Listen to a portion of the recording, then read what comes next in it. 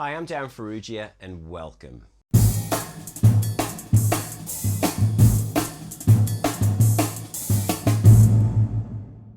So it's the start of February and this is my first official update on the single stroke roll New Year's resolution that I started a month ago. So if you don't know what that is, basically it's this. On New Year's Day this year, I said that I was going to make a New Year's resolution, and that was to be able to play a single stroke roll at 200 beats per minute by the 1st of January 2021 or 2021. So this is the update. This is where we're at 1 month into the journey. Before I start though, I've had some people say that they've actually joined in on this journey and they're actually doing this New Year's resolution along with me. So feel free to join in. We're only a month into this, so feel free to join in, and hopefully by the start of next year we will have reached our goals and possibly even gone beyond those goals. So to put you in the picture, and why this all started is because I've never been able to do this. I've never been able to play a single stroke roll at 200 beats per minute. And that sounds ridiculous. I've been playing for a long time and my teachers have always been able to do it. You know, Frank Corniola, Peter Blick, Virgil Donati, no issue at all.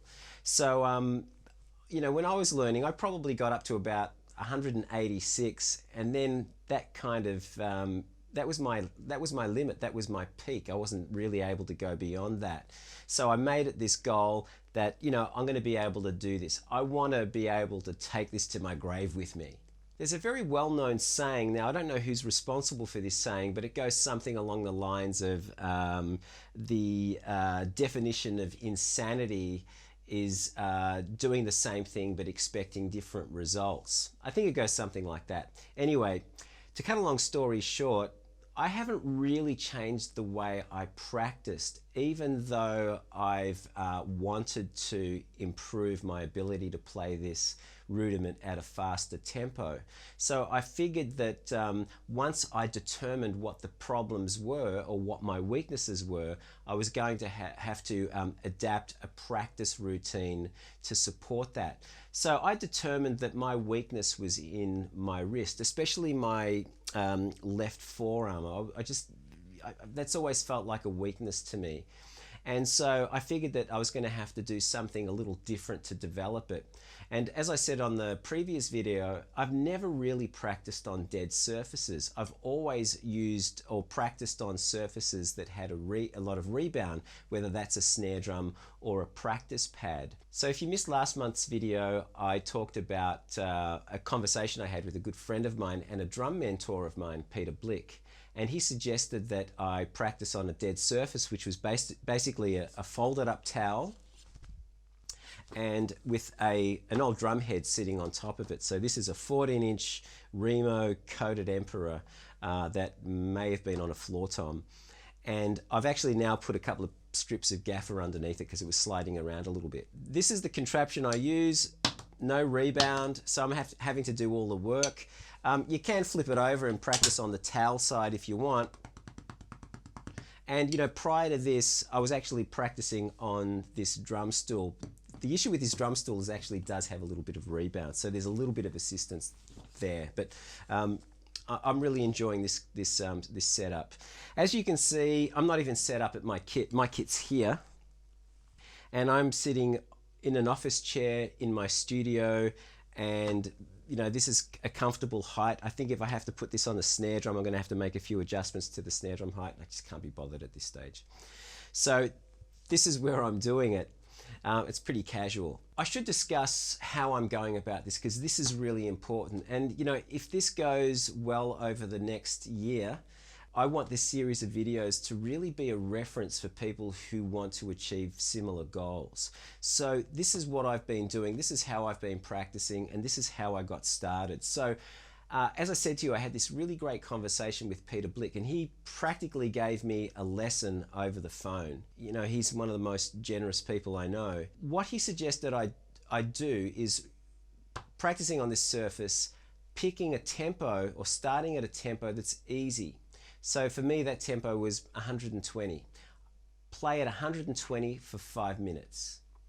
So 120 for 5 minutes as 16th notes. That's my single stroke roll. Once you've done that, you move the metronome up by 2 beats per minute, in this case 122 beats per minute, for another 5 minutes. And then you do the same thing, another 2 beats faster, 124 beats per minute for another 5 minutes. So that's 15 minutes of single stroke rolls on a dead surface. Now the key to this is staying relaxed. There's a couple of things that you have to think about here. Because you're playing on a surface that offers no rebound, you have to be responsible for picking that stick up. However, you still need to be able to do that without clenching too tightly on the stick. When I feel tension building up, I usually have to make an adjustment on the grip. I'm gripping it subconsciously a little tighter than I should. A couple of days ago, I was doing some practice, and I really started to feel quite fatigued, and I couldn't quite figure out what was going on there. So I determined that the problem was that about a half an hour before I practiced, I decided to do some push-ups. And I started this, a similar thing with push-ups actually. So I've been doing push-ups every day. And when you do push-ups, in addition to working on your chest, it actually works on your shoulders and your triceps. So I kind of had fatigued this part of my arm and shoulder, and so therefore I was just starting to feel the tension building. So it's important that you're aware of any exercise that you do leading up to this if your goal is to remain tension free. So we do that 3 times at 3 different tempos for 5 minutes. The following day I will start with the middle tempo. So for me, the second day when I started, the middle tempo was 122. So I did 122 for 5 minutes, 124 for 5 minutes, and 126 for 5 minutes, and going up that way. So today I practiced this and my starting tempo was 150. Tomorrow I will start at 152, 156, 158. 152, 154, and 156. Anyway, you get the idea. And it's important to just carry that looseness and relaxed, or at least tension-free approach throughout the tempo range. Now, as this gets faster, I imagine that I may have to sit on one tempo for more than one day, maybe 2 days or a week. I don't know. I haven't reached that point yet, but every day I've been able to start at a tempo that's 2 beats per minute faster. I'll be honest with you, I did miss out on a few days, so I haven't been able to do this every day. There are a few days I missed out. I was in hospital for a couple of days, so that kind of ruled me out from practicing. And I also had my daughter staying with me for a few days, and I wasn't going to practice on those days. The other thing I started doing now is just keeping some record of my practice. So I'd write down the date and the starting tempo of the 3 tempos that I'm going to play at for that day. And then once that's done, I tick it, and then I write the starting tempo for the next day with the date next to that. And then I know where I've left off. So let's say if I do miss out on a few days of practice, then I know where I left off however many days ago, so that I know what I'm starting with, and if it feels uncomfortable, then I just go back to that previous tempo. Now my plan is to introduce other techniques into this routine. So at this point, this is all I've been practicing. This has just been a 15-minute routine, but I'm going to add to this routine.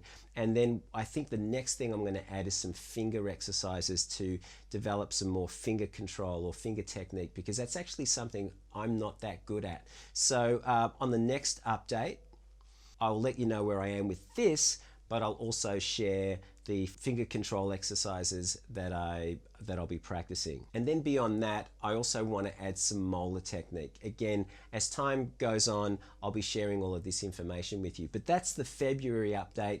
That's where we're at. So I started at 120, and today I started at 150 or 152, I can't remember. I'm sure I have that written down somewhere. And I will see you back for this particular topic at the start of March, but you know, every week I'm uploading other things. So if you like this video, hit the like button, please subscribe, hit the notification bell so that you know when I've uploaded a video, which is every week. And until next time, happy practice, enjoy the journey, and I'll see you next time. Bye.